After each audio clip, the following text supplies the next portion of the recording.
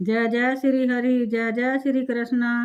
दोस्तों नमस्कार, मैं शारदा शर्मा। मेरे चैनल शारदा भक्ति 2.0 पर आपका स्वागत है। धार्मिक व्रत कथा कहानी सुनने के लिए मेरे चैनल को सब्सक्राइब करें और लाभ उठाएं।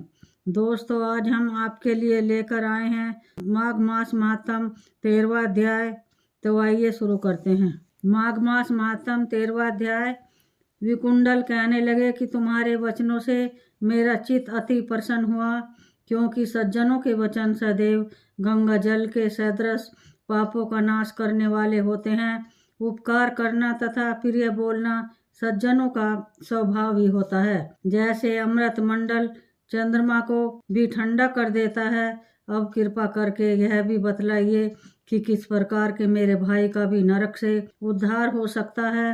तब दूत कुछ देर ज्ञान दृष्टि से विचार कर मित्रता रूपी रस्से से बंधा हुआ बोला कि हे वेश्य, यदि तुम अपने भाई के लिए स्वर्ग की कामना करते हो तो जल्दी ही अपने 8 जन्म के पुण्य फल को उसके निमित्त अर्पण कर दो।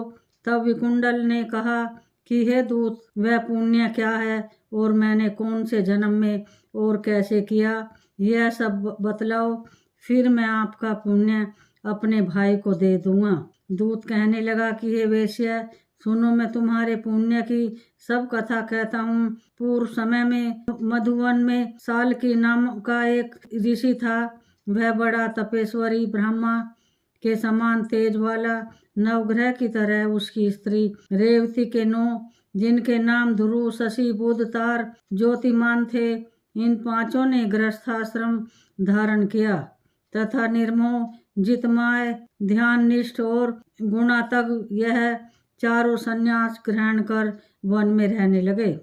यह शिखा सूत्र से रहित पत्थर और सोने को समान समझते थे।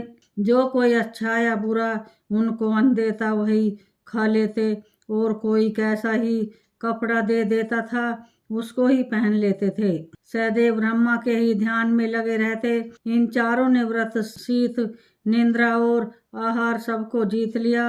बस चर अचर को विष्णु रूप समझते हुए मौन धारण में करके संसार में विचरते थे।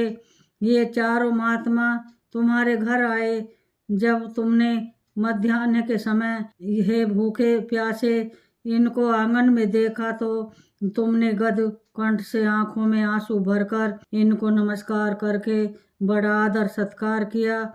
इनके चरणों को धोकर बड़े प्रेम से तुम इनसे कहने लगे कि आज मेरे अहोभाग्य हैं, आज मेरा जन्म सफल हुआ, मुझ पर भगवान प्रसन्न हुए, मैं सनाथ हुआ, मेरे पिता पत्नी पुत्र गौ आदि सभी धन्य हैं, जो आज मैंने हरि के सदृश आपके दर्शन किए। सो हे वेश्य, इस प्रकार तुमने श्रद्धा से उनका पूजन किया और चरण धोकर जल को मस्तक से लगाया। फिर विधि पूर्वक पूजन करके तुमने इन सन्यासियों का भोजन कराया।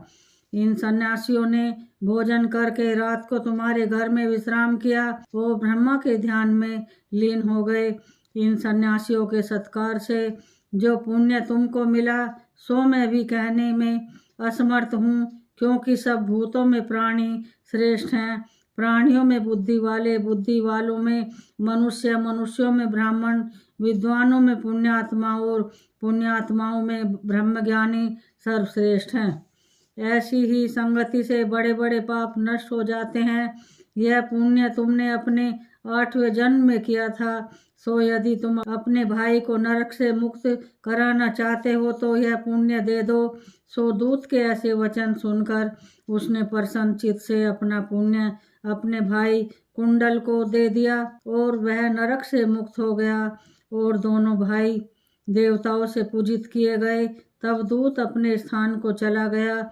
इस प्रकार वेश्या के पुत्र विकुंडल ने अपना पुण्य देकर अपने भाई को नरक की यातना से छुड़वाया। सो हे राजन, जो कोई इस इतिहास को पढ़ता या सुनता है वह 1000 गोदान का फल प्राप्त करता है।